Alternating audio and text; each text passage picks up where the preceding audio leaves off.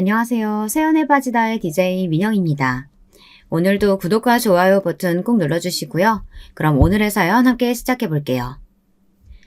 안녕하세요. 사연에 빠지다 구독자 여러분. 저는 큰며느리이자 가정주부로 살고 있는 40대 초반의 여성이에요. 오늘은 의사 동서만 이뻐라는 제 시어머니를 고발하기 위해 여기 사연에 빠지다에 글을 쓰게 되었습니다. 도대체 어떤 일이 있었는지 여러분들도 끝까지 들어보시고 저에게 응원하는 마음으로 댓글 달아주셨으면 좋겠어요. 그럼 제 이야기를 시작해 볼게요. 혹시 제가 글을 두서없게 쓰더라도 너그럽게 양해해 주셨으면 좋겠습니다. 저는 어렸을 때 대구 옆에 붙어있는 경산이라는 시골에서 자랐습니다. 아버지는 남의 집 소작 농사를 지으셨고요. 가족관계는 아버지, 어머니와 3살 위의 오빠, 저 이렇게 4명입니다. 저희 아버지는 제가 태어나고 3달이 채 안 되어 집을 나가고 말았습니다. 동네에 살던 어린 여자와 눈이 맞아 제가 태어나기 전부터 바람을 피우셨다는데요. 제가 태어난 후 어머니를 버리고 그 어린 여자와 살림을 차려 집을 나가셨다고 합니다. 처음부터 어머니는 이 동네에서 바람둥이로 소문난 아버지와 하룻밤에 실수를 하셨다고 해요. 그 후로 오빠를 임신하시고 시부모님의 압력에 떠밀리듯이 결혼을 하셨다고 합니다. 처음부터 잘된 결혼이 아니었으니 저희 어머니가 행복했을 리가 없었겠죠.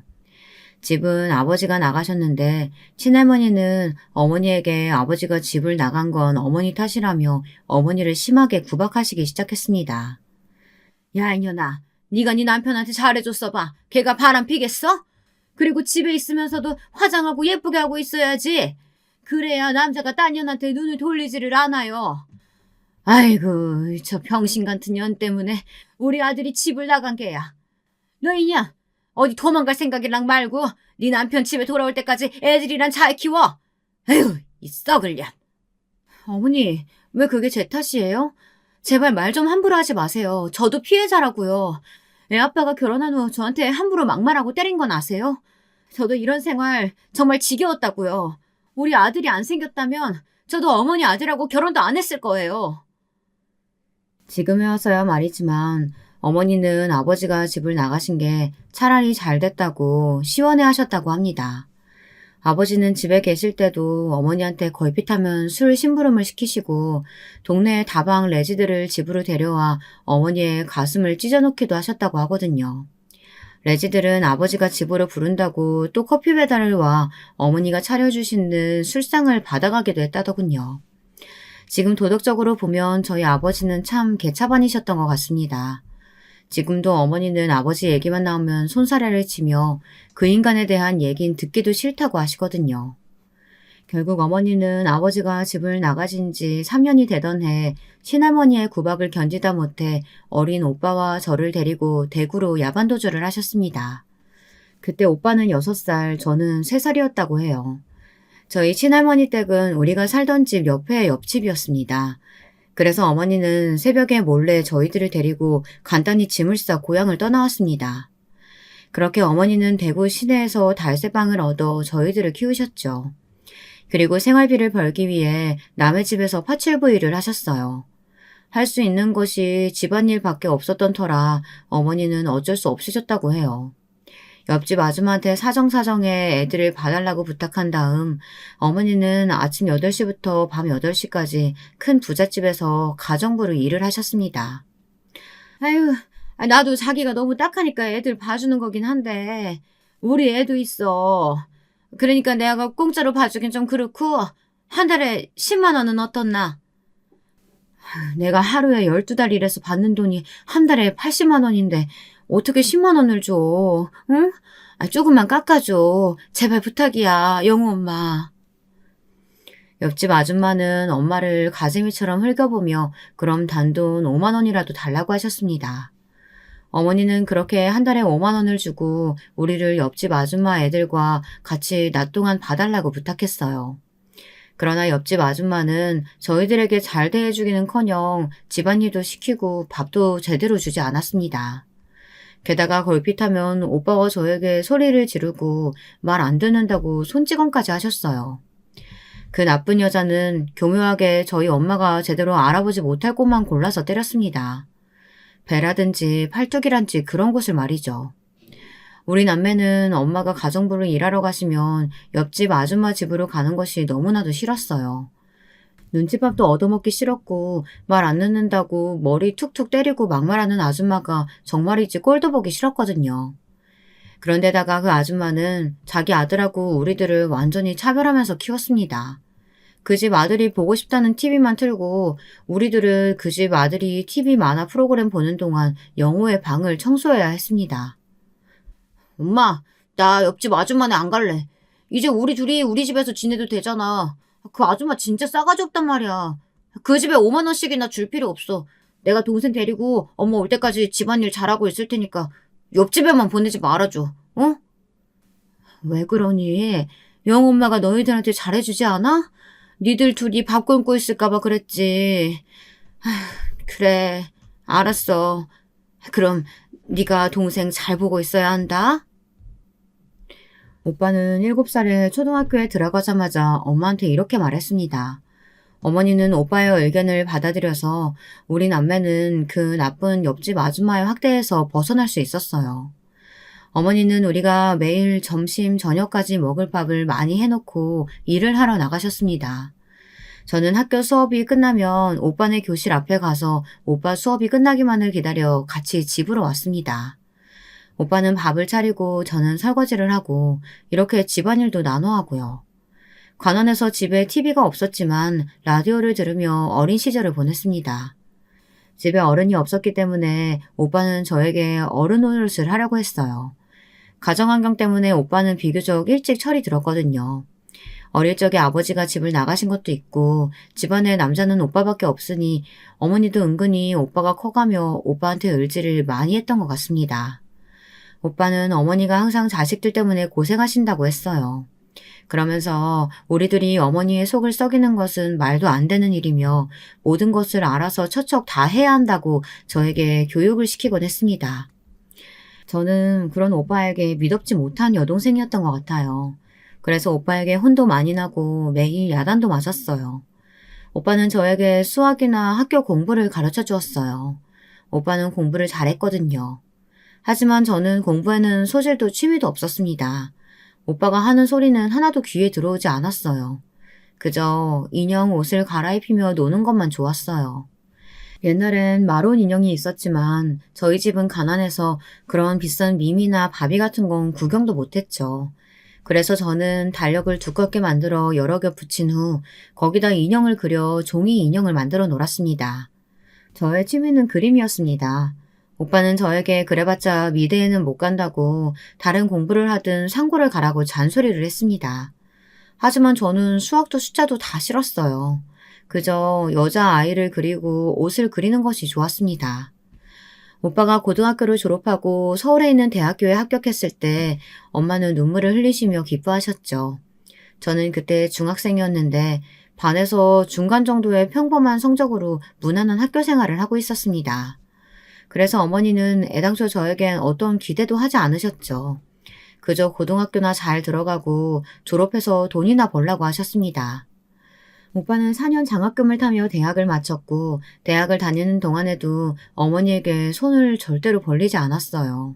과외라든가 막노동 등 다른 아르바이트들을 하면서 혼자 힘으로 대학을 다녔거든요.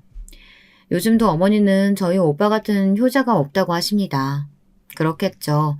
오빠는 집안을 일으킬 기둥이라며 어머니는 오빠를 거의 떠받들어 주셨거든요. 그거에 비하면 어머니는 저한텐 거의 관심이 없으셨습니다. 그저 어디 가서 사고나 치지 말라고 하셨습니다.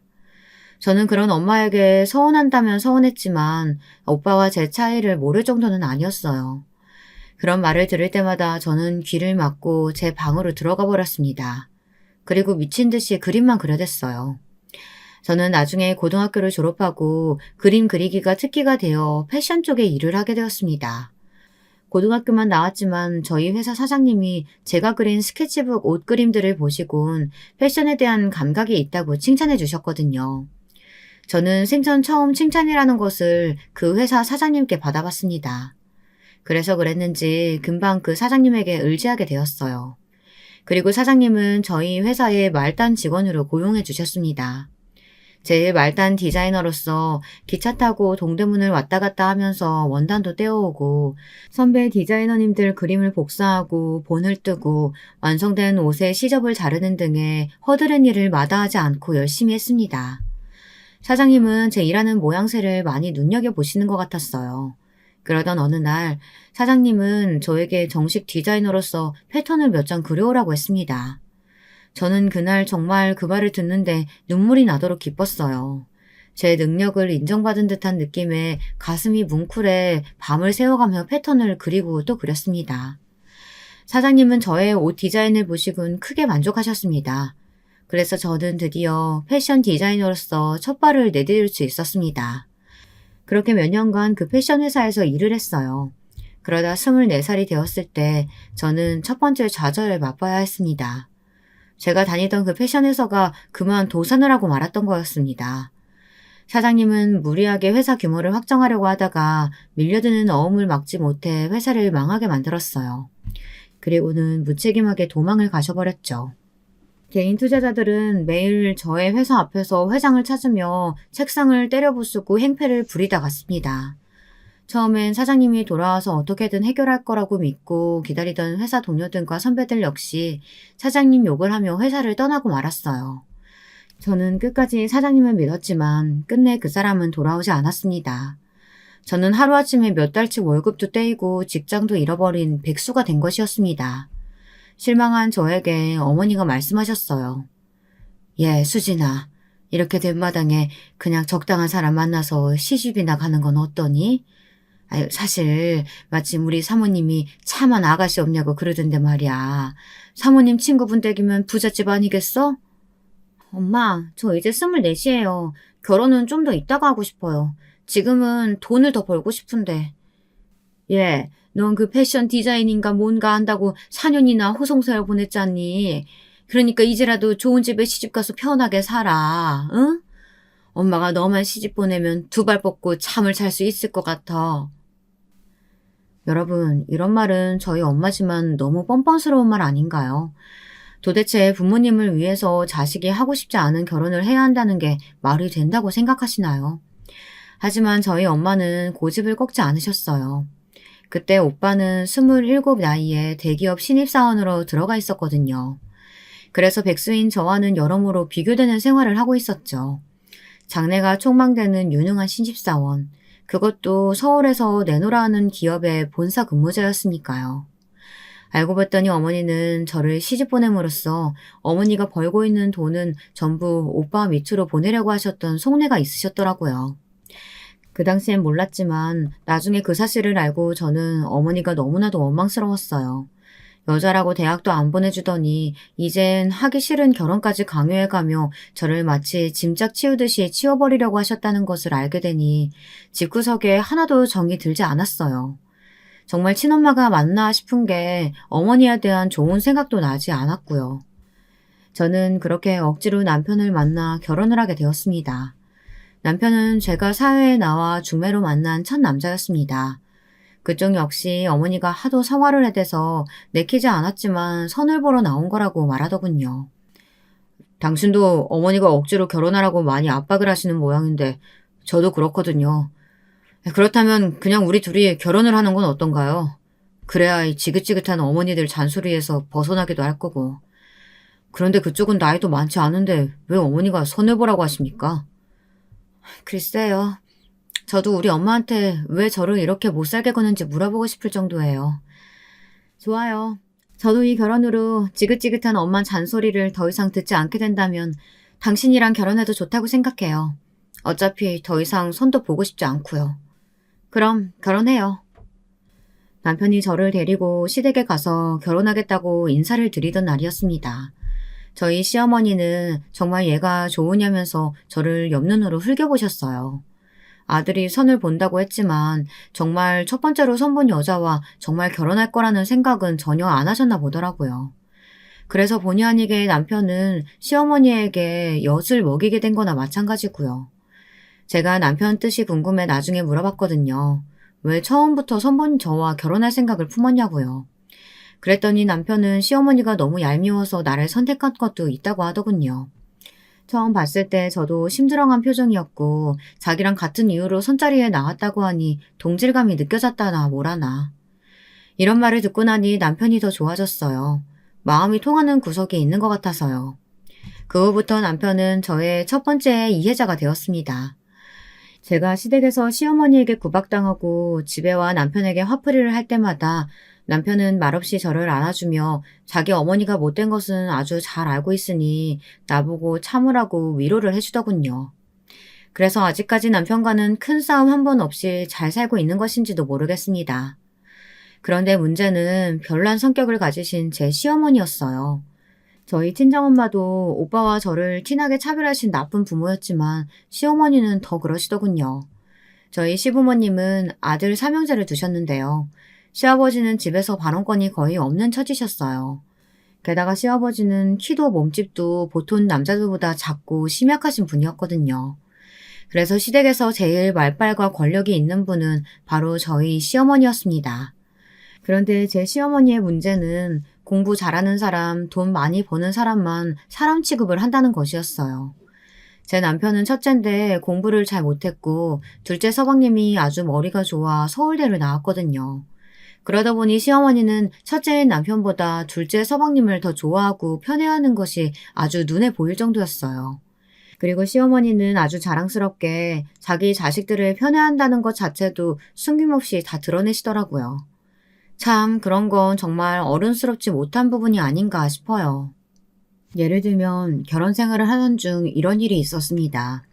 제가 결혼 10년 차 정도 되었을 때였습니다. 그때가 제 나이 35이었거든요. 그런데 둘째 서방님과 둘째 동서는 저보다 나이가 다들 많았어요. 왜냐하면 제 남편이 저랑 10살 차이가 났고 35에 결혼을 했는데 그때 둘째 서방님은 33이었거든요. 저는 25 아주 어린 나이에 10살이나 위인 남편과 결혼을 했으니 둘째 서방님이 저에게 형수님 해준 것도 그나마 많이 봐준 거라고 생각합니다. 둘째 서방님은 저희들이 결혼한 후 바로 서울대 동문인 둘째 동서와 결혼을 했습니다. 서방님은 경제학과였고 둘째 동서는 의대를 나와 의사였습니다. 과목은 산부인과였고요. 그렇다 보니 둘째 서방님 내외는 둘이서 아주 시어머니의 큰 자랑거리로 등극을 했죠.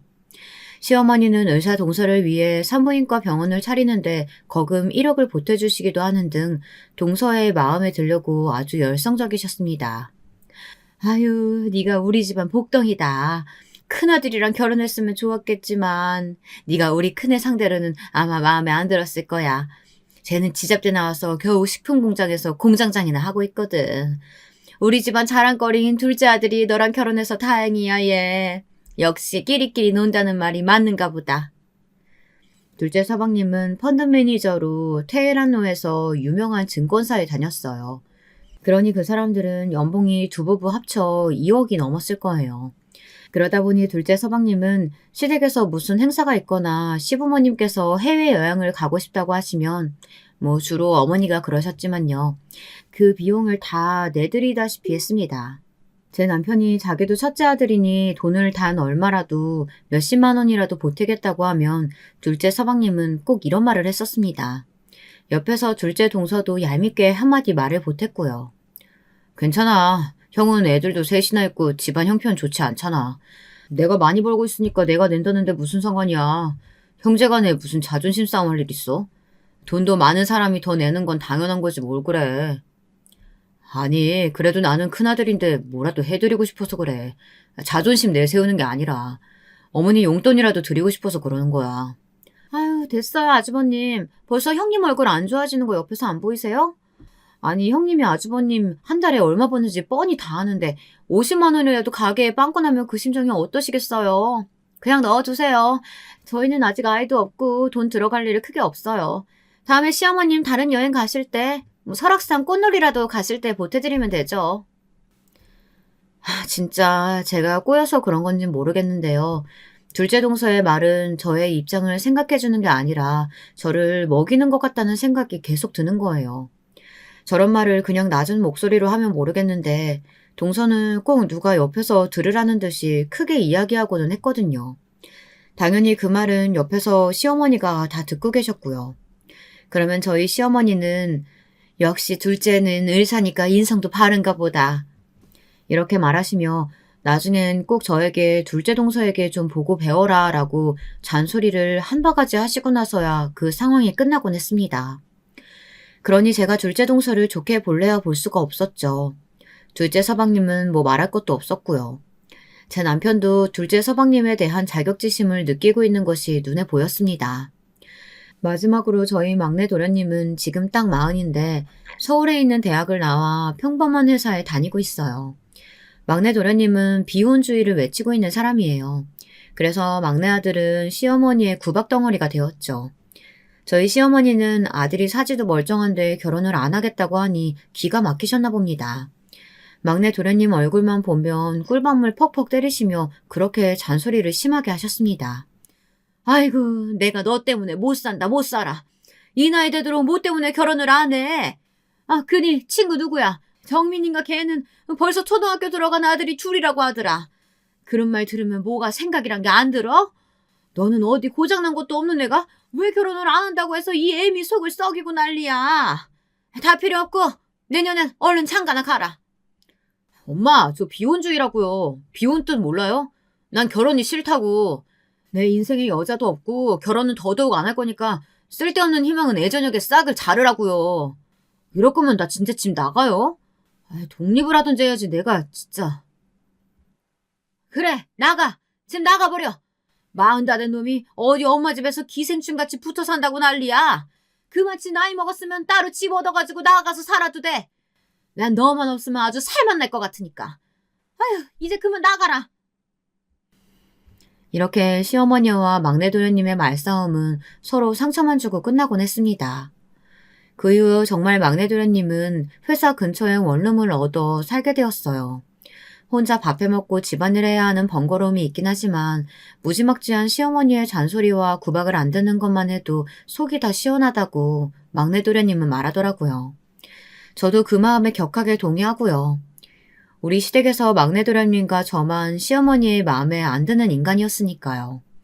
막내 도련님이 그렇게 어머니와 연을 끊다시피 집을 나가자 시어머니의 잔소리 폭탄은 고스란히 제가 맞아야 했습니다.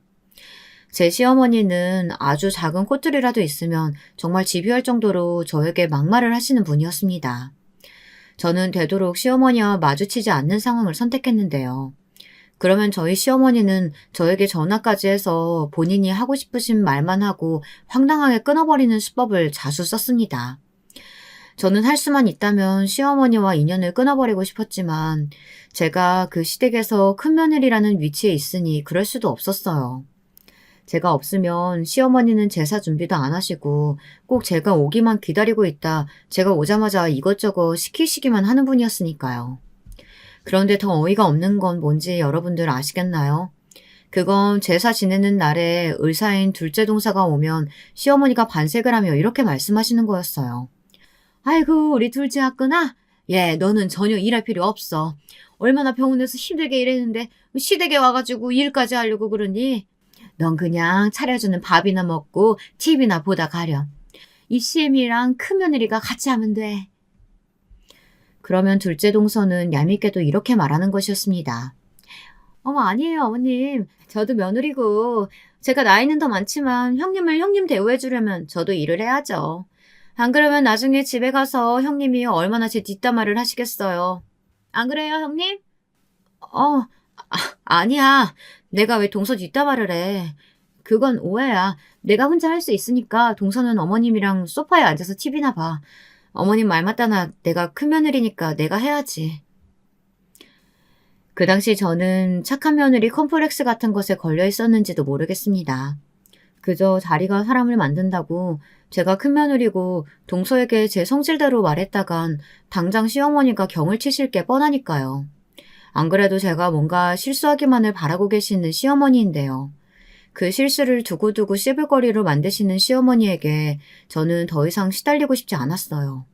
그래서 이를 악물고 저에게 주어진 일들을 묵묵히 해내는지도 모르겠어요. 하지만 정말 사소한 일에서 제 인내심은 한계가 오고 말았습니다. 그 사건은 하필이면 추석 명절에 일어난 일이었습니다. 저희 시댁에는 추석에 차례를 지낼 때 돌아가신 할아버지께서 대게를 좋아하셔서 그런지 그것도 같이 제사상에 올리곤 했습니다. 대게를 마트에서 삶아와서 깨끗하게 먹기 편하게 다듬는 일은 당연히 모두 제가 했죠.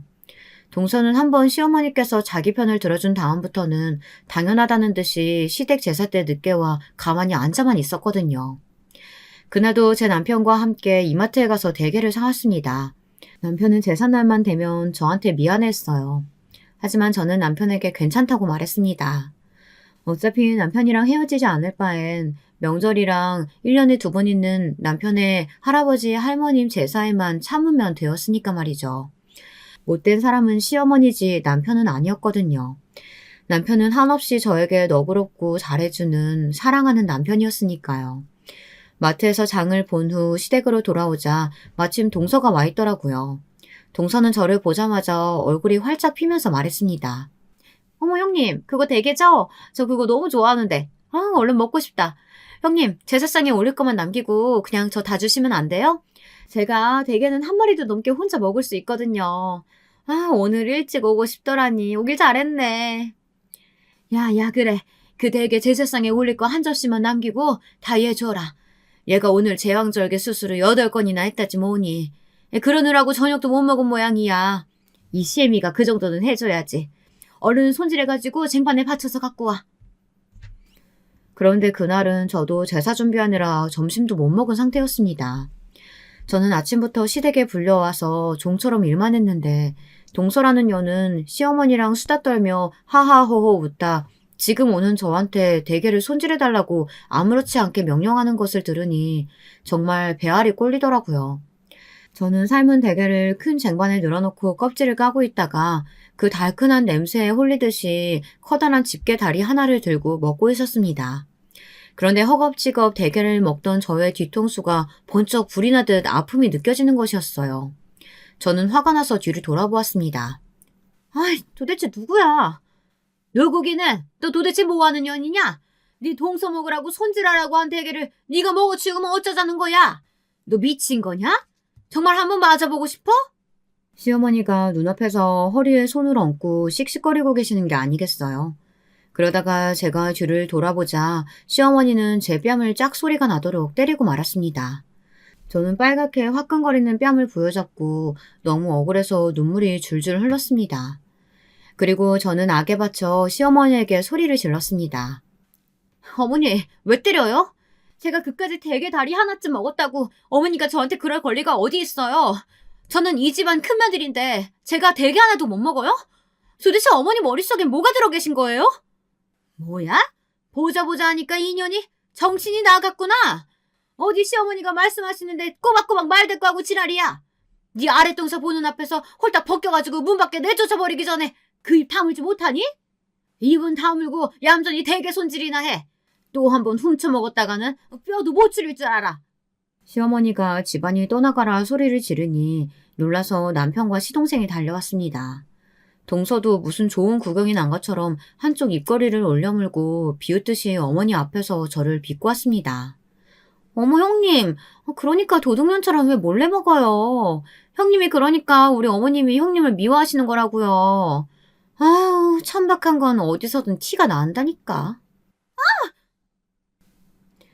동서는 거의 말을 끝맺지 못하고 그 자리에서 쓰러졌습니다. 남편이 둘째 동서의 뺨따구를 시원하게 날려버린 것이었습니다. 남편은 그 자리에서 쓰러져 있던 동서의 멱살을 잡아올리며 소리쳤어요. 뭐? 니년이 간이 배 밖으로 튀어나왔지? 어디서 큰형님한테 그딴 싸가지 없는 소리 짓거려? 미친년은 너야. 그리고 어머니, 이 사람이 뭘 잘못했다고 이 사람 뺨을 때려요? 어머니가 그렇게 둘째 며느리만 감싸고 도니까 인연이 미쳐가지고 이렇게 날뛰는 거잖아요. 이게 이치에 맞는 일이에요? 저 이제 본가에 다시는 안 와요. 아시겠어요? 여보, 가자. 저는 어안이 벙벙해서 남편의 손에 끌려나가듯이 시댁에서 도망쳤습니다. 남편은 차에 시동을 걸자마자 뒤도 안 돌아보고 집으로 돌아와서는 분노와 수치심으로 부들부들 떠는 저를 꼭 안아주었습니다. 그리고 울면서 저에게 시어머니 대신 사과를 했습니다. 미안하다고. 자기 어머니가 이제껏 했던 행동과 말들에 대해 잊을 수는 없겠지만 자기를 봐서 용서해 달라고요. 그리고 앞으로는 자기가 시어머니에게 더 적극적으로 저를 괴롭히지 못하도록 말을 해주겠다고 하더군요. 저는 미안해하는 그 사람에게 한마디 말하지 못하고 그저 남편의 품에서 엉엉 소리내어 울기만 했습니다. 그동안 서러웠던 것들이 한꺼번에 파도처럼 밀려와서 도저히 참을 수가 없었어요. 아이들은 셋 다 쪼르르 달려나오더니 아버지가 어머니 때린 거냐며 남편에게 화를 냈고 저는 그런 거 아니니 걱정하지 말라고 아이들을 안심시켰어요. 그랬더니 첫째 아들이 미간을 찌푸리며 말했습니다. 그럼 할머니가 어머니 괴롭히신 거 아니에요? 아버지, 제발 엄마 데리고 그 지옥 같은 친할머니 집에서 나와요. 그리고 우리 엄마는 친할머니랑 안 만나야 행복할 것 같다니까요. 아버지는 어떻게 그런 걸 하나도 몰라요? 맞아요. 그리고 제가 할머니가 싫어서 할머니 댁에 안 가는 거예요. 저는 형이 장손이라고 형만 좋아하는 할머니가 너무 싫어요. 맞아, 맞아. 형도 느꼈어? 우리 친할머니는 정말 인간 차별주의자야. 나도 앞으로 친할머니 집에 절대로 안 가. 셋째는 그때 초등학생이었는데요. 그 아이조차 제가 시댁에서 부당한 대우를 받고 있다는 것을 느낄 수 있을 정도였으니 우리 시어머니가 얼마나 못된 행동을 일삼았는지 여러분도 짐작이 가실 거라고 생각합니다. 어쨌든 그 후로 저는 시어머니가 걸어오는 전화를 모른 척하고 받지 않았어요. 그랬더니 시어머니는 다음날 남편이 출근하고 없는 틈을 타 저희 집에 쫓아와 시끄럽게 마구 현관문을 두드려댔습니다. 야, 이 싸가지 없는 년아. 이 문 열지 못해? 얼른 열어! 아니면 열쇠 수리공 불러가지고 따고 들어간다? 싫어요. 오늘은 그냥 가세요. 저 어머니가 저 때린 거 경찰에 신고할까 생각 중이니까 당분간 우리 집에 오지 마세요. 뭐야? 뭐 웃긴 놈이 성낸 나더니 네가 뭘 잘한 게 있다고 나를 경찰에 신고해? 그래, 해봐. 신고해보란 말이야. 이 나쁜 년아. 시어머니가 현관 밖에서 난동 부리는 소리에 옆집 사람이 나와 시어머니에게 짜증을 내며 왜 그러시냐고 소리 지르지 말라고 항의를 했습니다.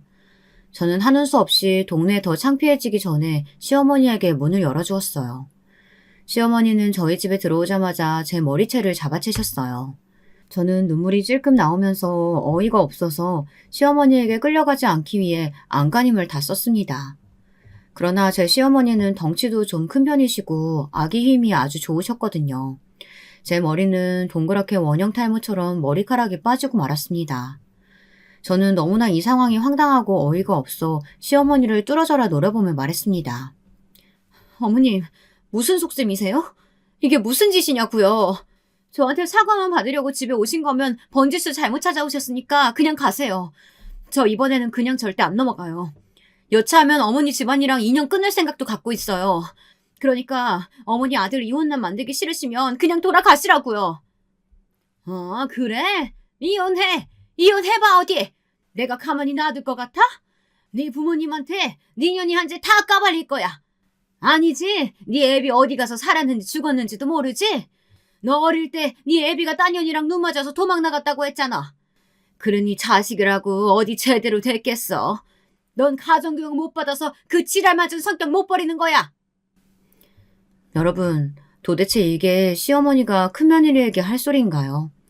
저희 시어머니는 화가 나면 아무 말이나 내뱉는 성격을 가지고 계시지만 상대가 여리고 약할수록 그 악랄함이 배가 되었습니다. 저는 마음을 굳게 먹고 이참에 정말 이런 못된 시어머니에게서 해방되어야겠다고 생각했어요. 그래서 그렇게 길길이 날뛰는 시어머니 눈앞에 제 스마트폰 뱅킹 통장을 보여주었습니다. 시어머니는 제 휴대폰 화면을 보더니 갑자기 거품을 물며 뒷목을 잡고 잠깐 소파에 앉아 숨을 몰아쥐셨어요. 그러더니 저에게 악에 받친 목소리로 물었습니다. 100억? 100억이라고? 니년이 어디서 그런 돈이 났어? 설마 너 나쁜 짓 해서 모아놓은 건 아니겠지? 이 통장 돈 액수가 나랑 무슨 상관이라고 보여주는 거야? 저희 집 가난하고 제 아버지 딴 년이랑 도망 나갔다고 하셨죠? 그런데 어머니가 모르시는 게 있어요. 이거 우리 친정 아빠가 저에게 남겨준 유산이에요. 저 이제 더 이상 가난한 집 딸년 아니라고요. 이제 애 아빠랑 이혼하더라도 저 충분히 혼자서 살 수 있다고요. 저는 매달리는 시어머니를 매무차게 뿌리쳤습니다. 시어머니는 갑자기 비굴하게 제 다리를 붙잡으시면서 저에게 애원하기 시작하셨거든요. 어머니도 어쩔 수 없는 속물이 틀림없어요. 그렇게 제가 미웠다고 하다가 그 거액의 돈을 보여드리니 갑자기 확 돌변을 하시는 거예요. 며느라기야, 내가 잘못했다. 제발 우리 아들이랑 헤어진다는 말이랑은 하지 마. 어? 내가 네 아버지가 그렇게 많은 유산 남길 줄 어떻게 알았겠어. 알았으면 너한테 그런 모진말 같은 거 안 했을 거야. 그러니까 한 번만 이 시애미 용서해 주렴. 어? 알았지? 내 아들한테 내가 왔었다는 소리 하지 마. 그럼 그 녀석 정말 이 애미랑 인연 끊을 거다. 시어머니는 아들에게 버림을 받는 것만은 싫었는지 눈물을 철철 흘리면서 저에게 용서해달라고 비셨습니다. 하지만 저는 어머니를 용서하고 싶지 않았어요.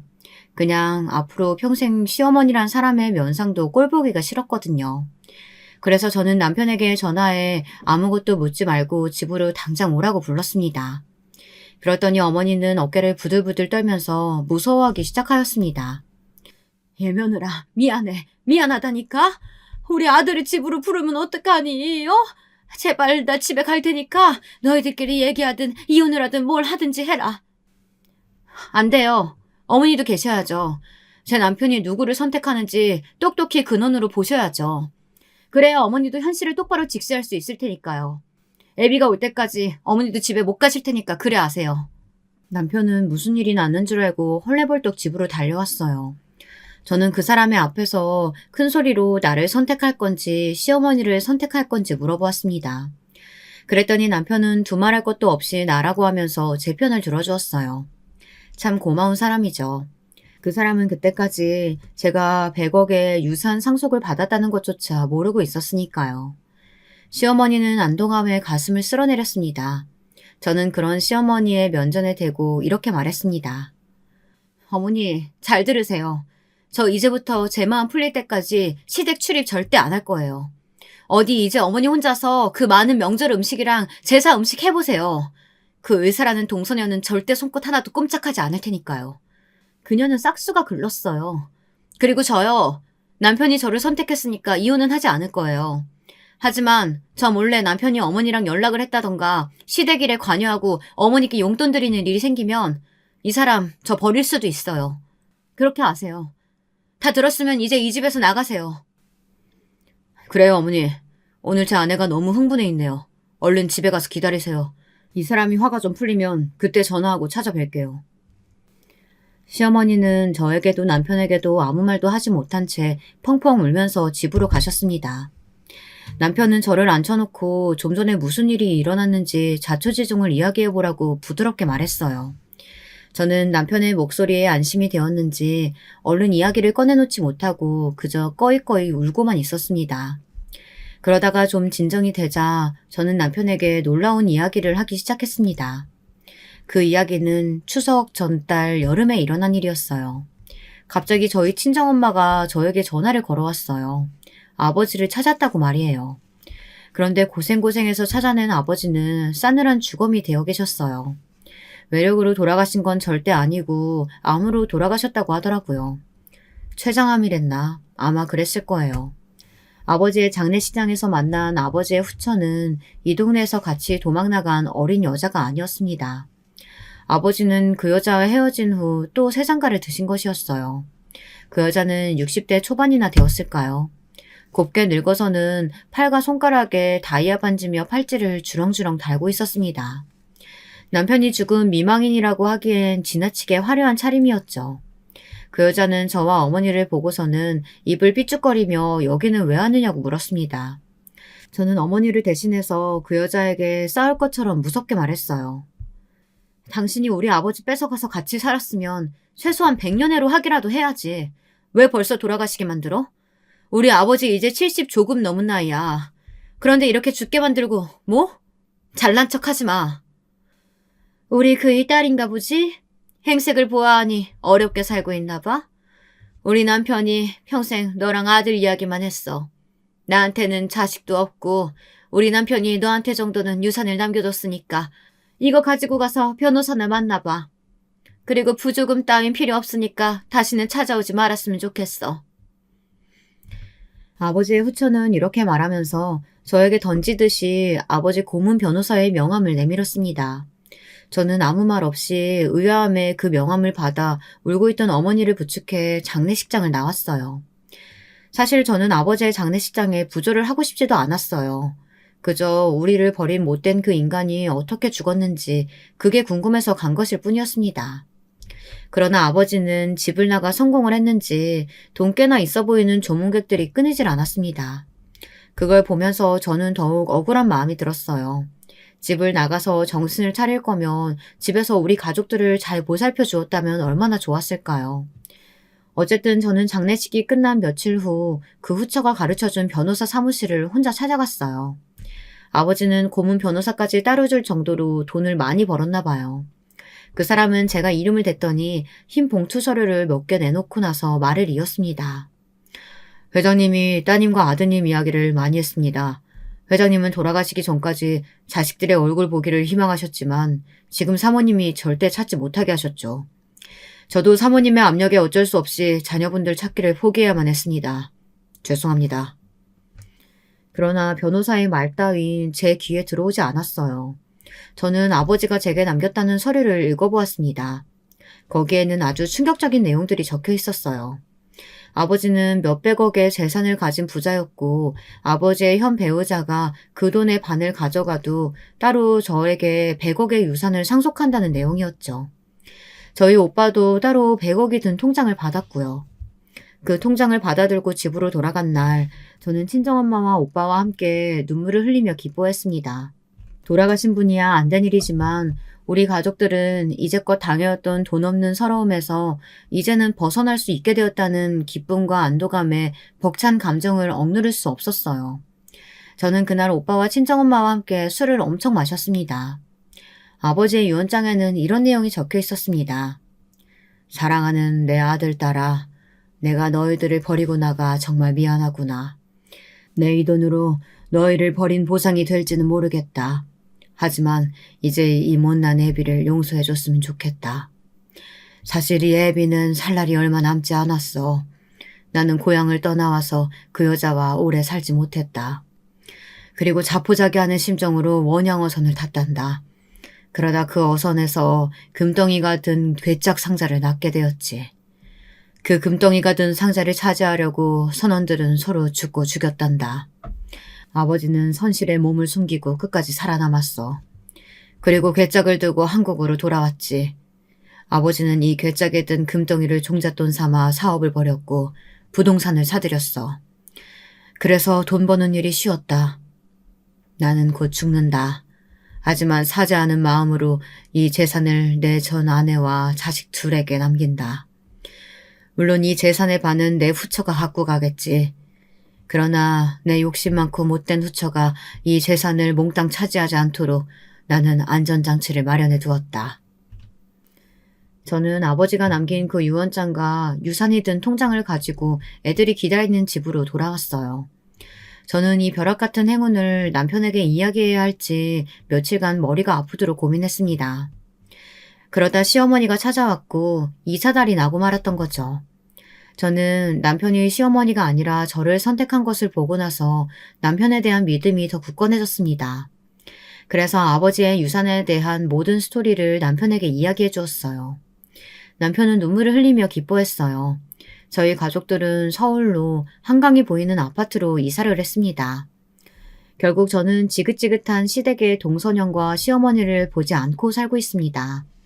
지금까지 남편과 제 아이들과 우리 5 식구만 오순도순 살아오고 있어요. 홧김에 시어머니 때문에 남편과 생이별을 할 뻔하기도 했지만 다행히 제 남편은 자기 어머니가 잘못된 행동을 했음을 이해했고 저의 편에 서서 모든 상황을 정리해 주었어요. 가정의 평화는 아내의 행복에 있다는 걸 남편은 너무나 잘 알고 있었거든요. 나도 우리 어머니가 별난 사람인 줄 아니까 당신이 어머니에게 마음이 풀리면 그때 어머니께 전화해봐. 나는 아무 말도 하지 않을게. 그리고 당신 이제 시댁 행사 같은 거 참석하지 않아도 돼. 나도 내 동생 놈의 마누라한테 저번 명절 이후 완전 정 떨어졌고 꼴도 보기 싫으니까. 우리 스트레스 받지 말고 하고 싶은 것만 하고 살자. 응? 나 이해해줘서 고마워요, 여보. 내 평생 정말 원수 같은 아버지 덕에 이렇게 부자가 될 줄은 누가 알았겠어요. 당신도 이제 정년퇴직하고 우리 해외로 여행이나 다니면서 즐겁게 살자, 여보. 여러분, 전화위복이란 말이 있죠.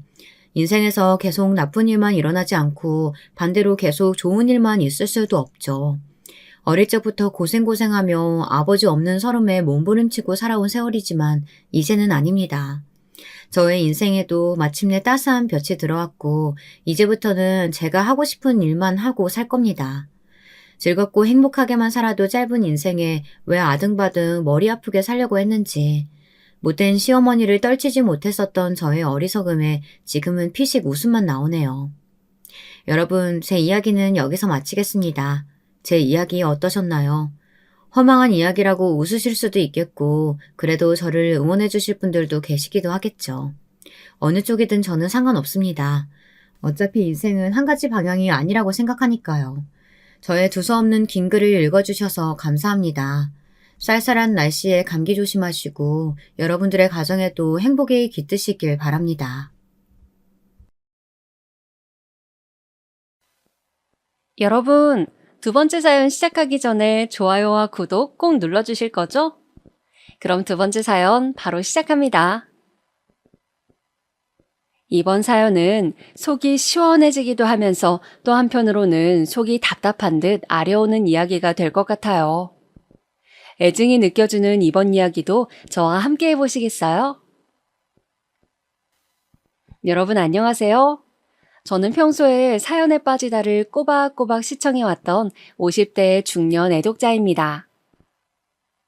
저는 요즘 표현에 따르자면 속도 위반을 통해서 결혼을 하게 되었던 사람입니다. 혼전 임신이라고도 하죠. 저의 남편을 처음 만났을 때 제 나이가 20살이었습니다. 경기도의 어느 여자 상업고등학교를 졸업한 이후 저는 직장을 잡아서 일을 하던 중이었습니다. 당시에 대학교 진학은 꿈도 안 꿔봤던 것 같아요. 저보다 5살 위에 친오빠가 대학을 갔었는데 중퇴를 했습니다. 저희 친정부모님 표현에 따르자면 이상한 친구들을 만나서 나쁜 사상에 물이 들었고 그렇게 비이상적인 것을 쫓느라 대학 생활은 뒷전이었다는 것입니다. 요즘의 대학과는 많이 달라서 그때는 대학 생활이라는 것이 통상적으로 고되지 않았던 것으로 압니다. 그럼에도 친오빠는 대학교의 불합리한 체계에 대해서 떠들기 시작하더니 끝내는 중퇴의 길을 걷게 되었죠. 저는 그때 19, 고등학교 3학년이었습니다. 그리고 친오빠는 대학교 중퇴 직후에 웬 여자를 저희 집에 데리고 와서 결혼할 상대라고 소개를 하였습니다. 기껏 보내놓은 대학을 내팽개치고 웬 시시껄렁한 것들하고만 어울려 다니더니 이제는 근본도 알 수 없는 여자를 달고 와서 결혼을 하겠다고 해? 네가 지금 제정신이야? 그 앞에서 친정아빠는 노발대발을 하셨었죠. 그 모습이 아직도 어제 일처럼 생생하네요. 빗대 세워가시면서 친오빠에게 화를 내시던 모습. 평생의 그때가 저는 처음 보는 것이었거든요. 아들과 딸을 심하게 차별하셨던 분이셨기에 저는 살면서 늘 친정아빠의 눈치를 보느라 집에서 주눅 들어 있어야만 했습니다. 저한테 없는 형편에 계집한테도 고등학교를 보내주느라고 얼마나 힘들지 않으냐고 친정아빠는 매일같이 타박하셨었죠. 식사하시다가도 갑자기 수틀리면 드시던 수저로 저의 머리를 세게 내려치기도 하셨던 분이셨어요. 이딴 쓸모없는 머리통은 왜 달려있는 거냐면서 말입니다. 이럴 거면 그냥 고등학교를 보내주지 마시지. 그런 소리 들어가면서 학교 다니는 게 저는 더 힘이 들어요. 그리고 시대가 이렇게 격동하고 있는데 여자애들도 전부 다 고등학교에 다니고 있는데 나만 그럼 못 다닐 수도 있었다는 건가요? 이런 집구석 나는 성인만 되면 떠나렵니다. 그렇기에 저는 속으로 울분을 삼키며 늘 이를 갈고 있었더랍니다. 늘 장남, 아들 타령만 하셨던 분이셨는데 바로 그 친오빠가 오만 사고란 사고는 다치니까 결국 친정아빠도 격하게 분노하셨던 것이죠. 그래서 저는 친오빠에게 소리를 지르는 친정아빠의 모습이 또 그런 친정아빠에게 말대꾸를 하며 잘한 것 하나 없는데 고개 빳빳이 들고 대드는 친오빠의 모습이 그 순간 우습고도 고소하였습니다. 제가 그런 심보를 속에 품고 있었기에 일이 잘못 틀어졌던 걸까요? 친오빠는 결국 자기보다 2살 많았던 그 여자에게 단단히 홀린 것을 벗어나지 못하였고 저희 가족을 버린 채 떠나버렸습니다. 아예 연락도 두절되었어요. 저희 가족은 그 여자에 대한 정보를 알지 못했기에 발만 동동 구르게 되었죠. 바로 그 충격 때문이었는지 친정아빠는 얼마 후 쓰러지셨습니다. 당시에는 정확한 내용을 알지 못하였지만 지금 와서 생각해보면 친정아빠는 뇌졸중으로 쓰러진 것이었고 그 때문에 후처가 잘못되어서 돌아가시기까지 한 것이었습니다. 친정아빠가 돌아가셨을 때 저는 고작 20살이었죠. 집에 남겨진 것은 친정엄마와 저 둘뿐이었습니다. 친정부모님은 일찍이 사이가 별로 좋지 못하셨어요. 친정아빠의 성격이 워낙 거칠고 제멋대로였고 친정엄마는 제가 9살 때 부상을 당하셔서 그 후유증으로 계속 고생을 하셨습니다.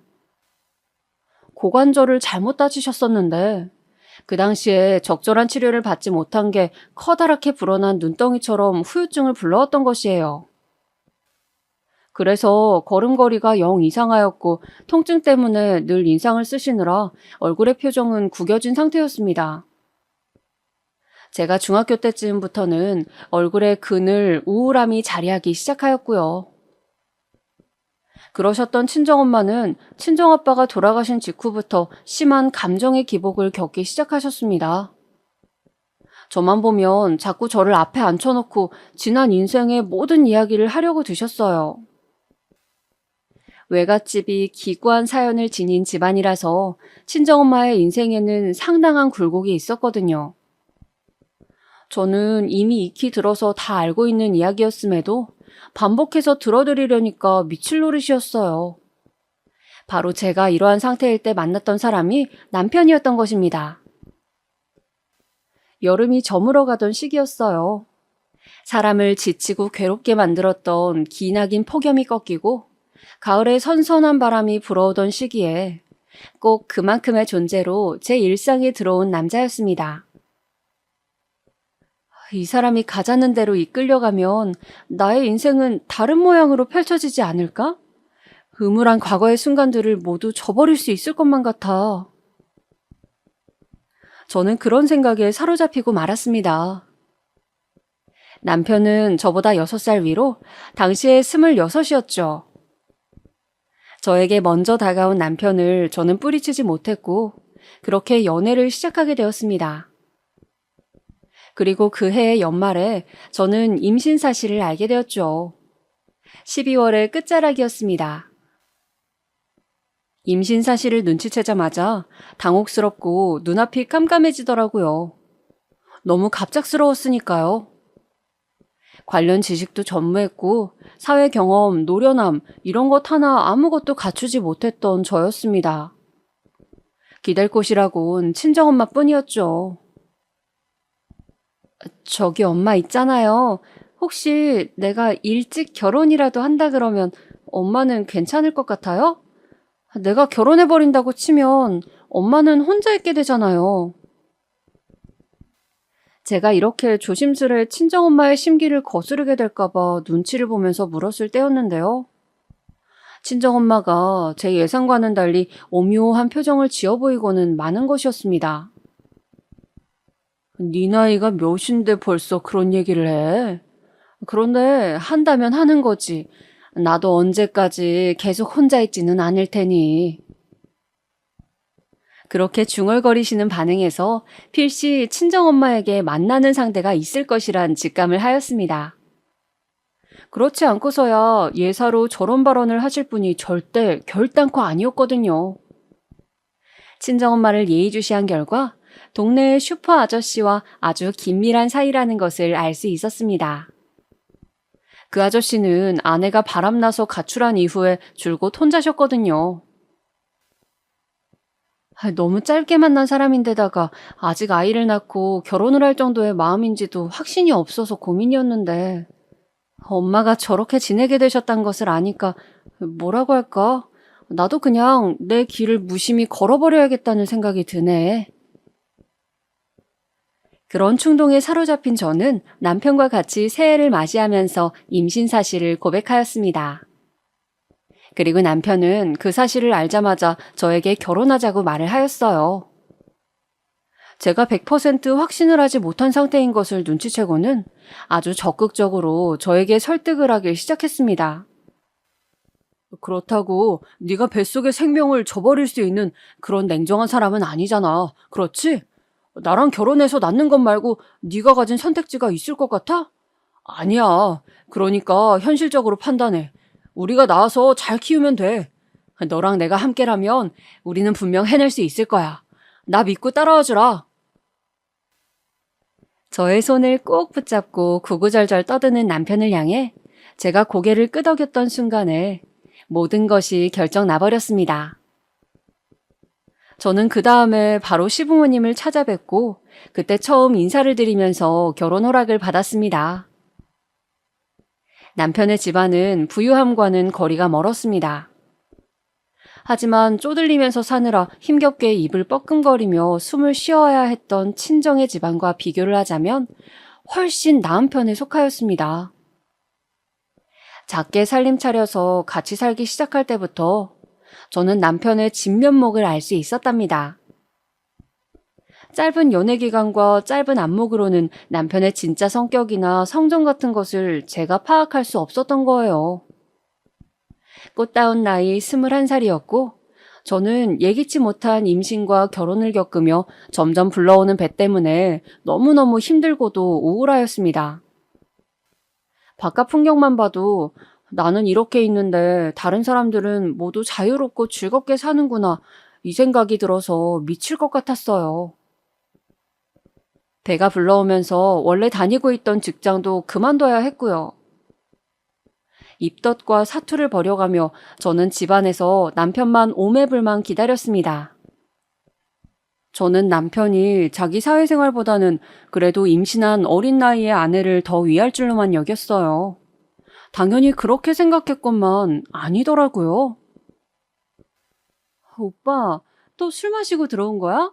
이번 주 내내 하루도 빠짐없이 술 마시고 온 거 알아? 어쩜 사람이 이래. 말로만 안 마시겠다 해놓고 안 지키면 그게 사람 우롱하는 거 아니면 뭐야? 내가 바깥 생활 좀 하다 보면 술도 마시고, 집에 오는 게 늦어지고 그런 거지. 너는 종일 집에만 있는 애가 뭐가 그렇게 맨날 불만이 많아서 나한테 화풀이야. 심심해서 뇌가 어떻게 됐냐? 결혼 직후부터 출산일까지 저희 두 사람은 대부분의 날을 싸웠습니다. 이건 과장을 보태지 않은 사실이에요. 가장 행복하고 깨를 볶으면서 지냈어야 할 신혼 초기에 저희는 그렇게나 자주 싸웠는데 모든 원인은 다 술 때문이었습니다. 남편은 언제나 그 술, 그리고 술자리를 저보다 더 우선순위에 두었어요. 자기 입으로는 절대 아니라고 하는데 행동으로는 이미 그렇게 보였던 걸 어쩌나요? 연애 기간 동안에는 알지 못한 면모였어요. 자기 아이를 임신한 어린 아내를 두고 새벽 3시까지 술 마시다가 들어오던 남편. 늘 만취 상태로 돌아왔죠. 술만 마셨다 하면 절대 자제가 안 되는 사람이었어요. 항상 말로만 줄이겠다, 끊겠다 이렇게 떠들고선 행동으로는 지키지 않는 남편을 보며 저는 화가 쌓여갔습니다. 가뜩이나 임신한 상태라서 호르몬의 영향으로 감정이 오락가락할 때였으니 오죽했겠나요? 저는 그렇다 치고 남편은 도대체 왜 그런 저랑 맞서 싸웠던 걸까요? 임신한 아내랑 몸싸움하는 남편을 여러분은 어떻게 생각하세요? 저를 밀치기도 하였고 잠옷의 목 부분이 늘어날 정도로 힘을 줘서 제 멱살을 잡기도 하였습니다. 손에 집히는 물건을 집어 던지고 제 머리끄덩이를 잡아서 질질 끌고 가고 제가 거실 바닥에 나동그라진 적도 여러 번 있었습니다. 가장 어이없었던 대목은 그런 상황에서 남편이 언젠가부터 입버릇처럼 뱉던 말이었죠. 너 이럴 거면 나가. 내 집에서 나가라고. 저희가 처음 살림을 차려서 살았던 그 집을 마련할 수 있었던 것은 남편의 힘도 저의 힘도 아니었습니다. 시댁에서 시부모님께서 전적으로 지원을 해주신 것이었죠. 사회초년생이었던 저는 당연히 모아놓은 돈이 없었고 남편도 비슷했습니다. 그런데 자기 부모가 해준 집이니 자기 것이라면서 저보고 얹혀 사는 주제에 뻔뻔하기가 그지없다고 하였습니다. 내가 혼자 임신했어? 그리고 이 뱃속의 아이가 나만의 아이야? 아니잖아. 오빠가 이 아이 아빠잖아. 그런데 어떻게 이런 행동을 할 수가 있어? 대체 사람은 맞니? 이래서 집안 배경 보고 결혼했어야 했는데 땡전 한 푼 나올 곳 없는 너네 집구석만큼이나 너도 참 별 볼 일 없다. 너를 겪어보고 살아볼수록 알겠다. 어린 거 하나 보고 결혼했다가 내가 진짜 별거를 다 보고 사네. 상상조차 못했던 남편의 폭언 때문에 얼마나 충격이었는지 모릅니다. 특히 그런 폭언을 처음 들었던 날은 너무 정신적인 충격이 커서 물 한 모금을 못 마셨어요. 속은 기분이었고 배신을 당한 느낌이었습니다. 너무나도 힘들어서 민망함을 무릅쓰고 친정엄마에게 가서 제가 결혼 직후부터 겪은 모든 일들을 다 실토하였어요.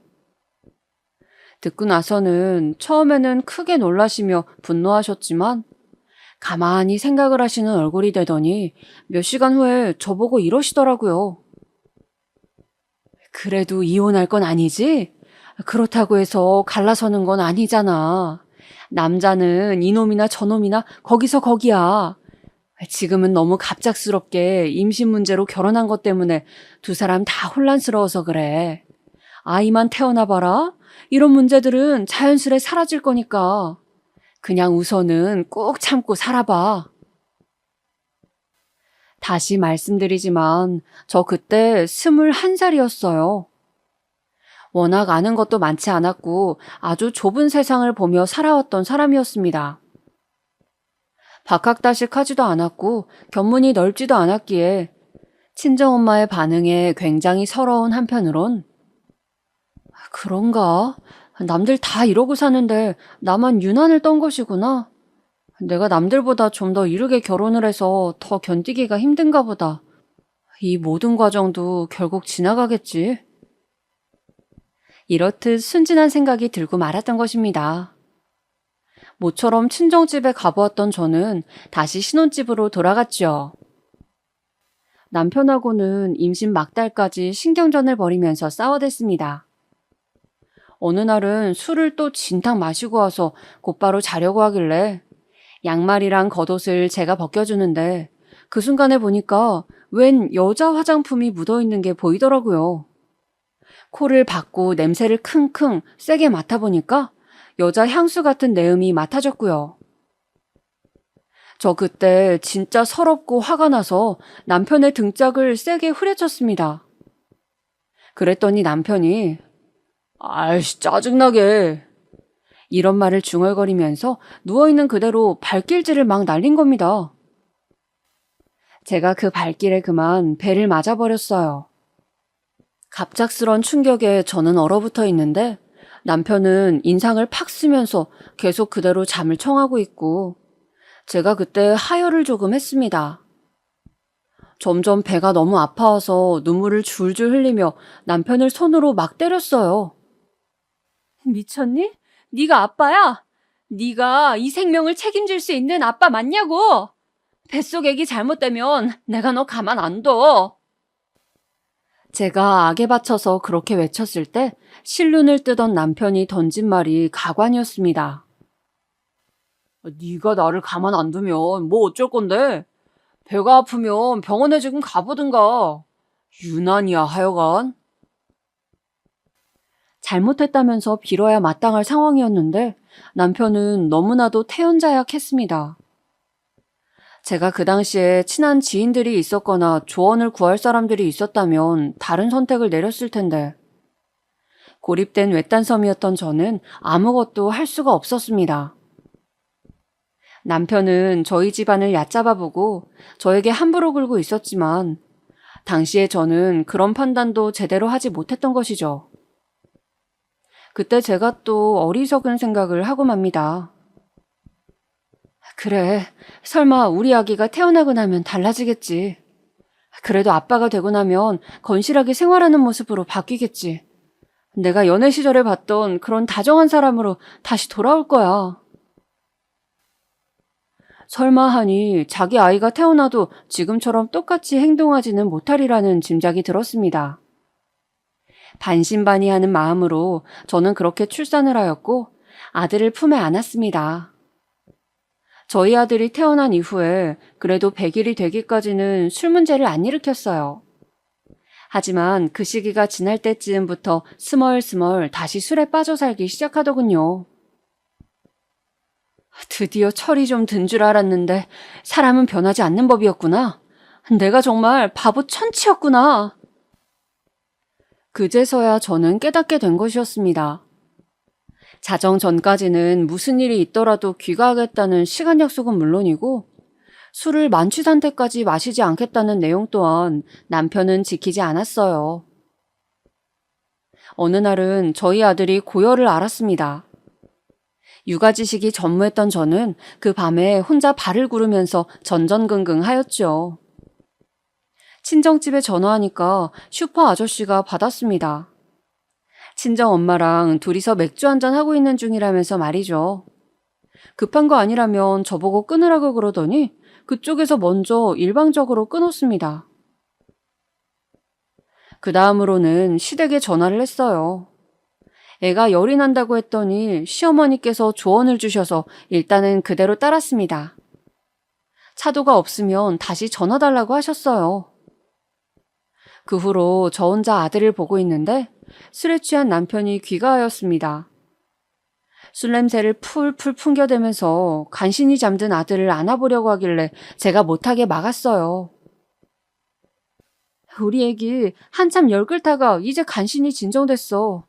그동안 나는 속이 타서 죽는 줄 알았고 오빠는 연락 두절이었지. 정말 지긋지긋해. 대체 내가 왜 이러고 살아야 돼? 딱 그렇게 말했다가 남편한테 오만쌍욕을 다 들었습니다. 듣기만 해도 귀가 썩을 것 같은 욕을 저한테 퍼부으면서 차라리 나가 뒤지라고 하더군요.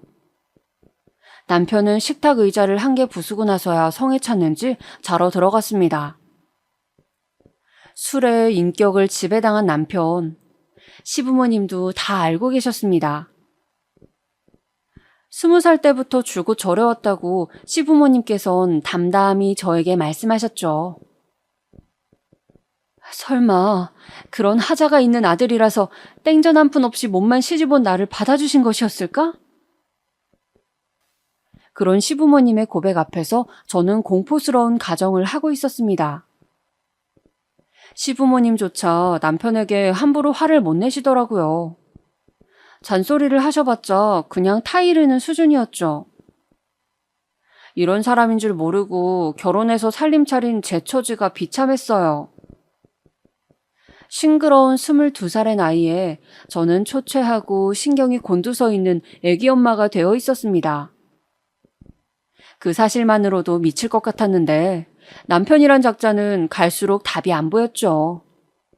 돈이라도 잘 벌어왔다면 얘기가 살짝 달라졌을까요? 남편은 직장인이었으나 안정된 직장은 아니었고 봉급도 적었습니다. 그마저도 다달이 보장되어 있는 액수가 아니었죠.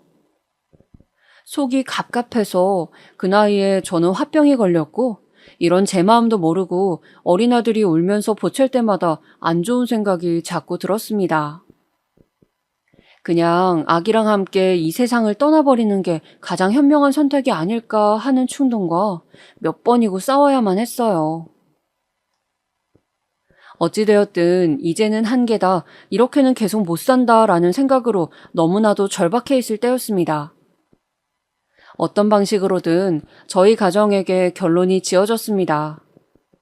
그것은 바로 예기치 못했던 너무나도 갑작스러웠던 남편의 죽음이었습니다. 남편은 28, 그 젊디 젊은 한창 때의 나이에 세상을 떠났습니다. 그날도 저와의 약속을 어기고 토끼 같은 어린아들이 기다리고 있는 집으로 일찍 돌아오지 않고 술자리에 나가 늦은 시간까지 부어라 마셔라를 외쳐댔던 남편이었습니다. 그리고 만취 상태였던 남편은 술집에서 나오는 길에 스스로 몸을 가누지 못하고 2층의 난간에서 떨어지고 말았습니다. 높은 위치가 아니었건만 머리부터 잘못 떨어지는 바람에 사망으로 이르렀다고 그런 소견을 저는 들을 수 있었습니다. 만약에 만취한 상태가 아니었다면 젊은 남성이었기 때문에 몸을 방어하려는 기제가 발동해서 떨어지는 자세가 달랐을 거래요. 그랬다면 죽지 않았을 거라는 소견까지 듣고 나자 저는 헛웃음이 다 나왔습니다. 그렇게 술에 미쳐서 살더니 결국은 술 때문에 가는구나. 제 나이 22살이었어요. 저는 아들을 품에 끌어안고 3일 밤낮을 울었습니다. 앞으로가 막막하더군요. 당장에 기댈 때는 솔직히 시댁뿐이었죠. 신혼집은 당장에 처분이 되었고 저는 시댁으로 아들과 함께 들어가 살게 되었습니다. 제가 친정을 생각 안 해본 것은 아니었으나 거절당했어요. 친정엄마로부터 집에 들어와서 같이 지내길 원하지 않는다고 그렇게 직접적인 말을 듣고 말았습니다. 그 말을 듣고서도 제가 막무가내로 쳐들어갈 생각이 들진 않더라고요. 저는 시부모님으로부터 지원을 받아보고자 시댁에 들어간 것이었으나 실상은 아주 달랐습니다. 온갖 집안일은 저의 차지가 되었어요. 아이 돌보는 것만으로도 벅찬 시기였으나 저는 시댁의 오만 잡무를 해내야만 했습니다. 아침 7시면 식탁에 아침밥을 딱 차려놔야 했고요. 내 아들 잡아먹은 년. 시어머니께서 TV를 보며 저 들으라고 중얼거리시는 말을 듣고도 애써 모른 척하며 지내야 했습니다. 그래도 당신들의 손자가 있으니 시간이 지나면 너그러워지실 것이라고, 마음을 열어주실 것이라고 믿으며 기다리고자 했습니다. 하지만 상황은 제가 예상한 대로 흘러가지 않았습니다. 시아버지께서 술을 끼고 사시더니 점점 그 정도가 지나치게 되었어요. 친정아빠가 술고래였던 모습을 보고 자랐던 것도 부족해서 남편을 술 때문에 잃어놓고는 이제는 시아버지마저 술에 넘어가 버리셨으니 저는 정말이지 미칠 지경이었습니다. 아버님, 오늘은 이만 드세요. 이러다가 진짜로 큰일 나신다고요. 뭐야? 내가 당장 병나발 못 부는 거 그게 바로 큰일이니까 상관하지 말어. 건방지게 나한테 이래라 저래라 말을 얹지 말란 말이야. 시아버지를 말려도 보고 달래도 보고 어떻게든 회유책을 써보았지만 소용없었습니다. 술 문제 때문에 시어머니랑 싸우시다가 시아버지께서는 끝내 손찌검도 날리셨죠. 안방에서 들려오는 그 소리에 저는 놀라서 아들의 귀부터 얼른 막았더랍니다. 술 때문에 판단력이 흐려지신 시아버지의 일상에는 당연히 차질이 생겼습니다. 어느 날은 갑자기 국한술을 뜨시더니 간이 안 맞는다면서 국그릇을 던져버리셨고 저에게 집안일을 왜 이따위로 하냐며 물건을 집어던지신 적도 있었습니다. 악화되는 상황 속에서 가장 난감하였던 것은 시어머니의 반응이었던 것 같아요. 이게 다 너 때문이다. 내 아들 그렇게 잡아먹고 이제는 내 남편까지 잡아먹으려고 들어? 얼마나 불운을 끌고 다녀야지만 만족할래? 어째서 저에게 탓을 돌리신 것인지 저는 슬슬 직장일을 알아보면서 돈을 벌 작정이었습니다. 그렇기 때문에 시어머니께서는 저한테 아들을 두고 나가라 하셨어요. 손자는 직접 키울 테니까 꼴보기 싫은 며느리는 이쯤에서 버리고 싶으시단 뜻이었습니다. 어머님, 안 돼요. 저희 아들, 저희 하준이만큼은 제가 내어드릴 수 없어요. 제가 엄마인데 누가 어떻게 하준이를 책임지고 키울 수 있다는 건가요? 쓸데없는 소리 하지 말고 너는 조용히 꺼지기나 해. 새 출발을 하든 말든 신경 안 쓸 테니까. 이거 원 부정 타서 더 이상 같이 살 수가 있어야 말이지. 시어머니께서는 저를 불행의 원흉으로 지목하셨고 저는 아들의 안위를 위해서라도 시댁에서 나가야 하는 상황에 놓이고 말았습니다.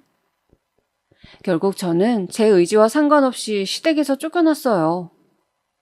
짐가방만 하나 달랑 던져준 채로 저한테 나가라고 하셨습니다. 저에게 갈 데라곤 친정밖에 없었죠. 그런데 집에 가보니까 슈퍼 아저씨가 계시더라고요.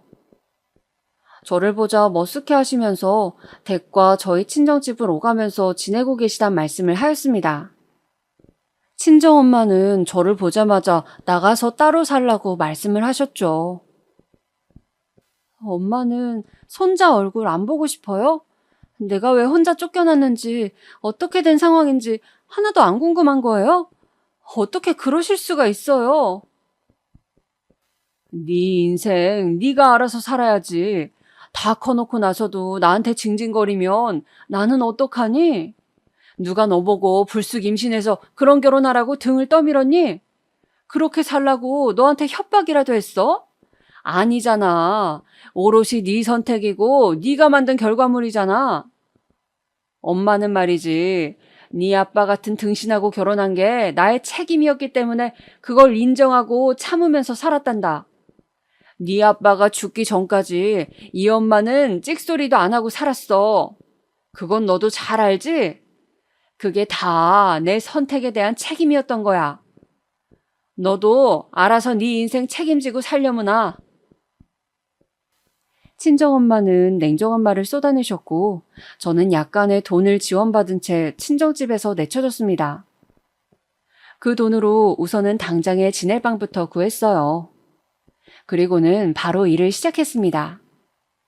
어떤 업무인지 이런 복지 환경은 전혀 안 따졌고 그냥 일정선 이상의 봉급이 나오는 곳이면 좋겠어요.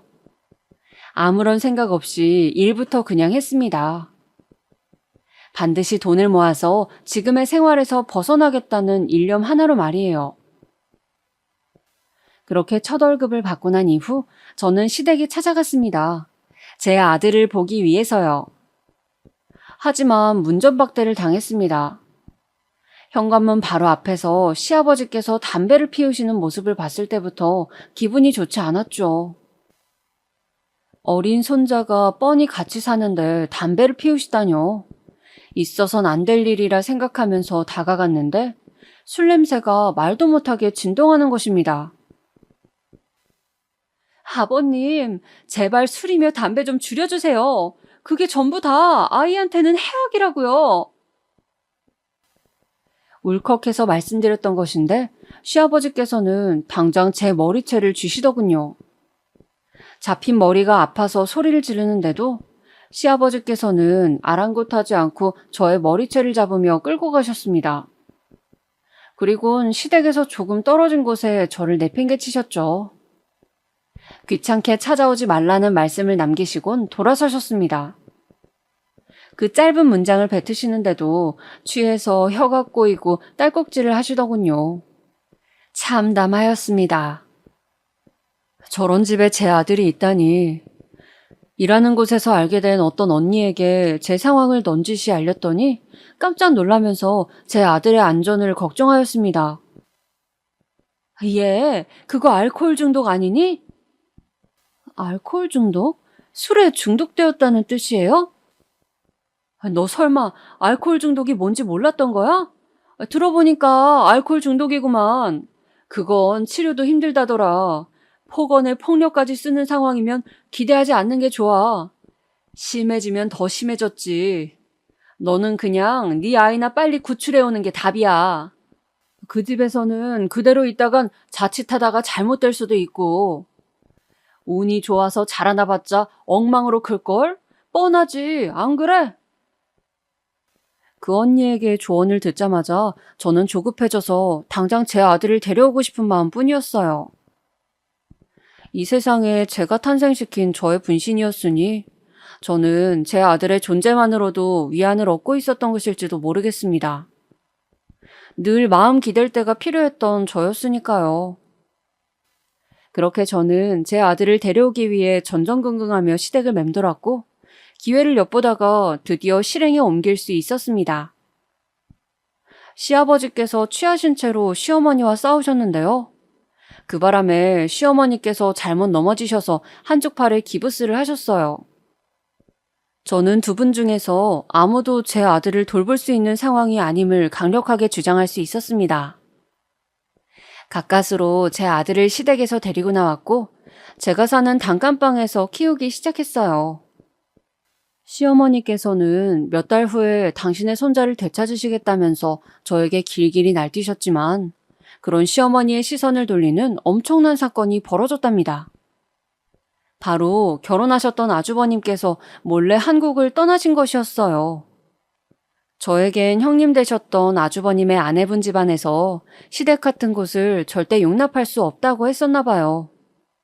시아버지께서 저희 남편이 허망하게 떠난 이후로 술에 빠져 사셨고 시어머니마저 그 여파로 신경쇠약에 이르시자 그 집안에서 알고는 완전히 교류를 끊길 원했다고 합니다. 그래서 아주버님과 형님은 그 집안에서 하라는 대로 따라서 한국을 떠버렸어요. 작은 놈이 데려온 며느리가 조건들이 영 눈에 차지 않아서 큰 놈이 데려온 며느리는 집안이 유복하다길래 그것 하나만 보고 무조건 허락해서 밀어줬더니 그 재산으로 우리한테 효도는 못할 망정 돈을 써서 아예 이 나라를 떠버려?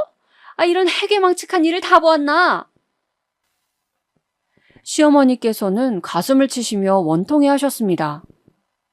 외국으로 떠나는 게 들키면 안 되니까 집에 커다란 가구 같은 것들은 그대로 놔두고 짧은 여행을 가시는 것처럼 아주버님 내외는 그렇게 꾸민 다음에 떠나셨어요. 어머님, 그렇게나 내 친오빠가 우리 집이랑 인연 끊고 여자한테 눈 멀어서 떠나버린 것을 크게 흉을 보시고 욕을 하시고 마음껏 비웃으시더니 어째 똑같은 일을 당하셨구나. 이래서 사람은 한치 앞을 모르고 산다고 하나 보다. 아주버님께서 독한 결단을 하시고 행동을 하신 것에 저는 놀란 마음이 드는 한편 씁쓸한 기분도 들었습니다. 그 후로 몇 년이 지나 시아버지께서는 주무시다가 갑자기 돌아가셨고 허약해지신 시어머니께서는 연세에 비해 많이 이른 요양원 생활을 시작하셨습니다.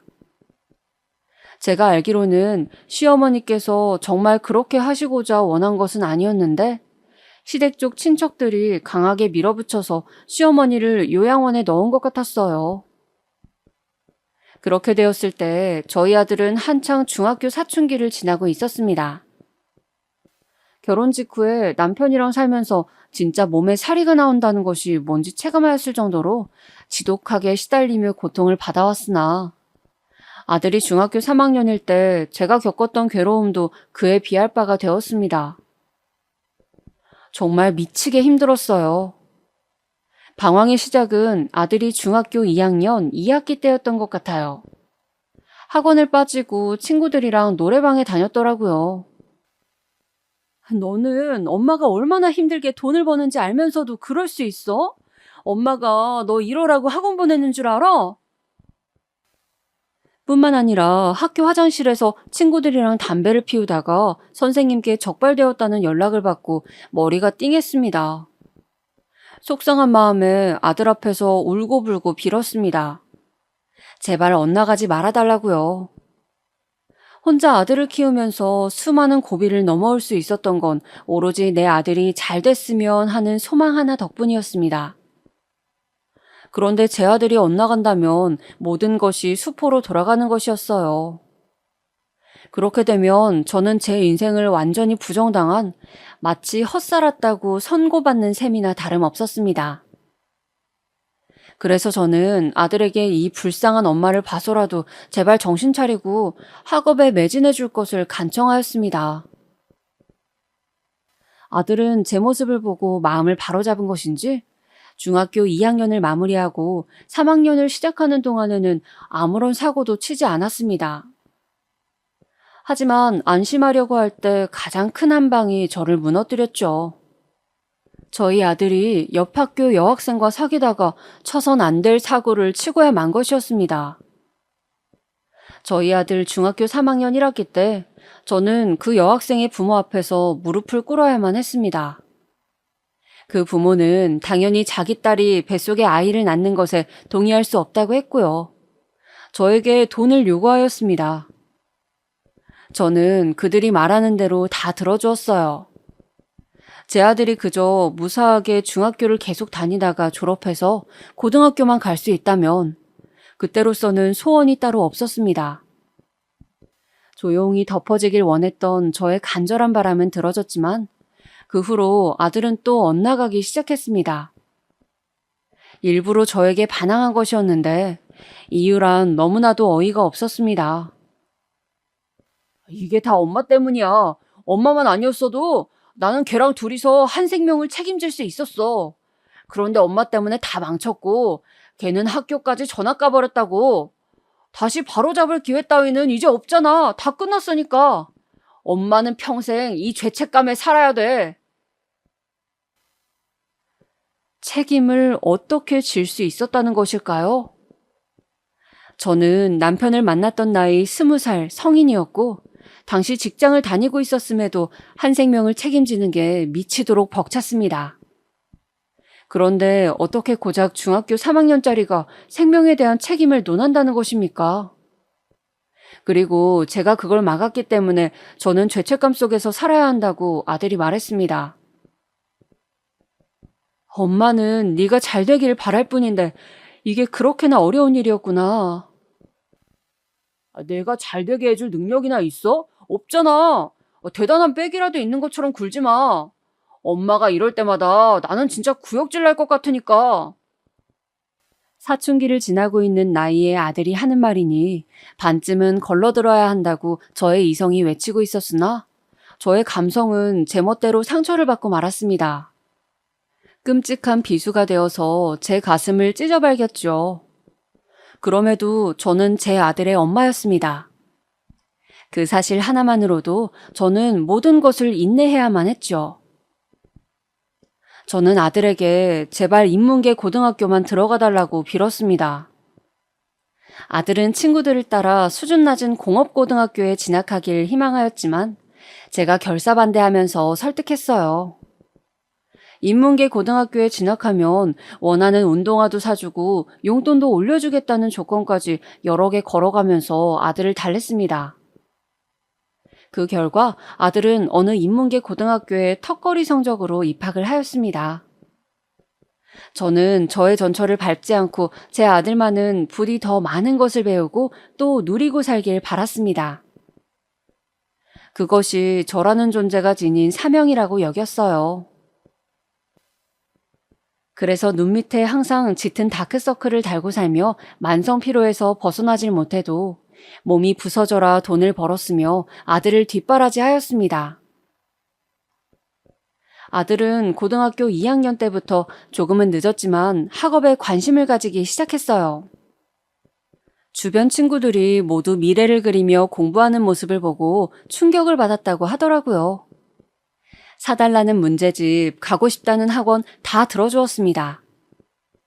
남들보다 뒤늦게 본격적인 공부에 뛰어든 탓에 아들은 내신 관리에서는 끝내 조금 뒤처졌습니다. 그러나 수능 시험에 주력하였고 바야흐로 수능날이 되었을 때 괄목할 만한 결과를 낼 수 있었습니다.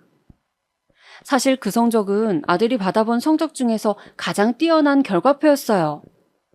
이걸 두고 소위 수능 대박이라고 하더군요. 그렇게 아들은 꿈에도 생각하지 못했던 수준의 대학교에 턱걸이로 입학할 수 있었습니다. 세상에, 이렇게 많은 학비가 든다고?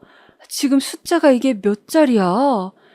4년 동안 뒷바라지 하려면 이 악 물어야겠구나.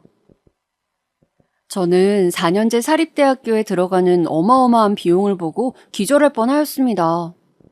상상을 뛰어넘는 액수가 찍혀 있더군요. 무슨 용을 써서라도 차질 없이 아들의 대학 뒷바라지를 해내겠노라고 다짐하였습니다. 대학생이 돼서 너무 설렜던 탓일까요? 술자리에 나간 아들은 다른 테이블 사람들과 시비가 붙어서 주먹 다짐을 하고 말았습니다. 아들은 멀쩡했는데 상대 측이 꽤 다쳤어요.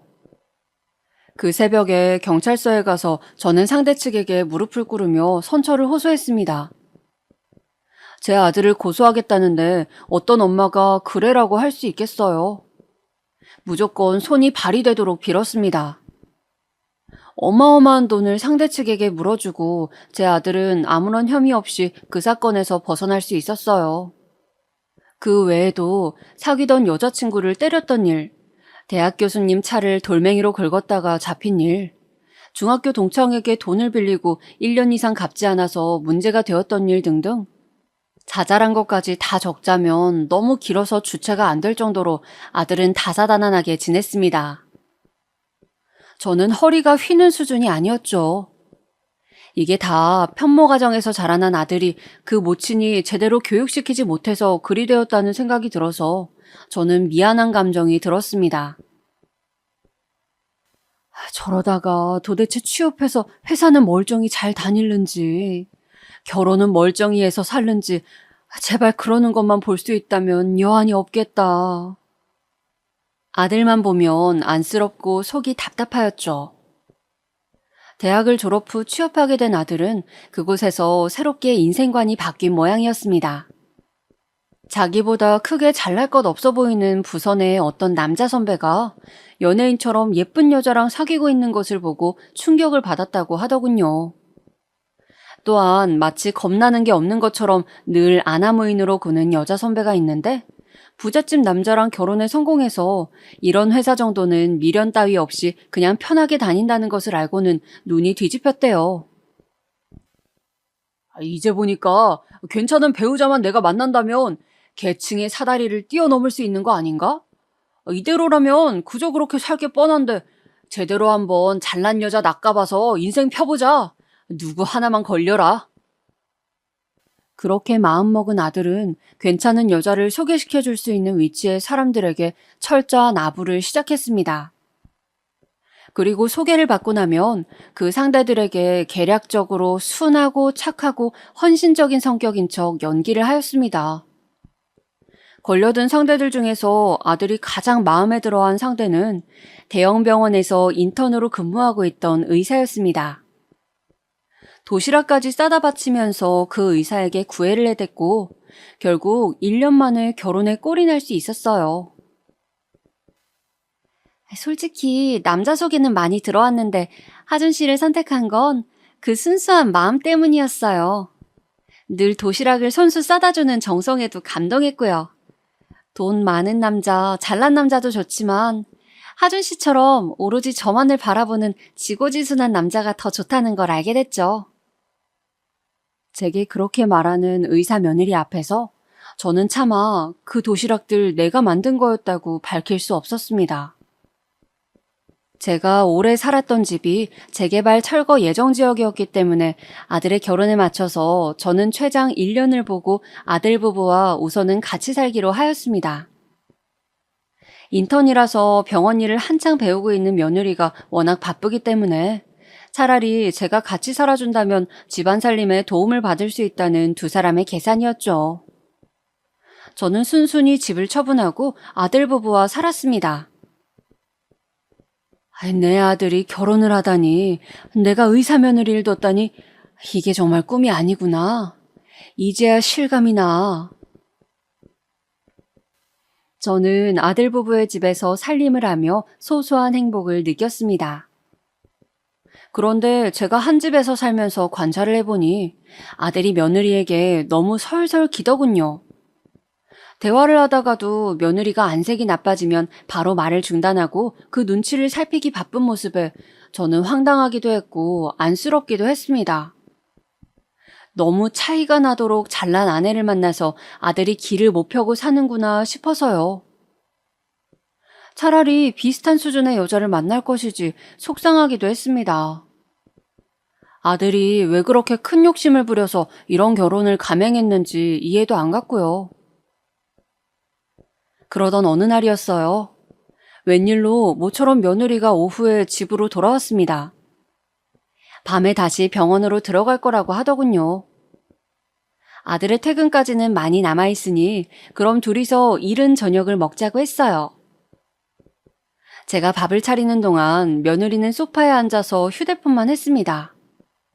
그리고 밥을 먹는 동안에도 계란말이가 너무 건조하다, 찌개에 이런 부드러운 두부 넣지 마시라 등등 잔소리를 저에게 날리길래 내심 기분이 안 좋았습니다.